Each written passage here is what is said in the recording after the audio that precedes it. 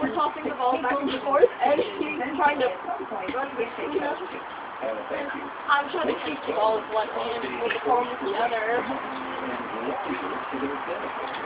Yeah?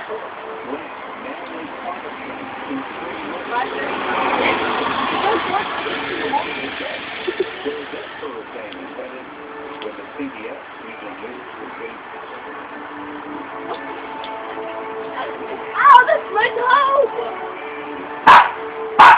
And now shook up that because Jack's upside down. No, it'd make my life easier if you two moved in a little closer. So I could get you both in the same frame.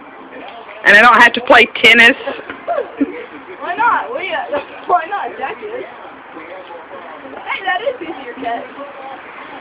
Thank you.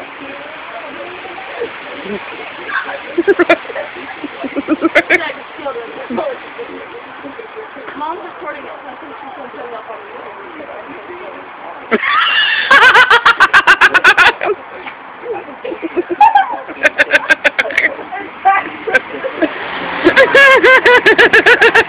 middle of the video. Game over.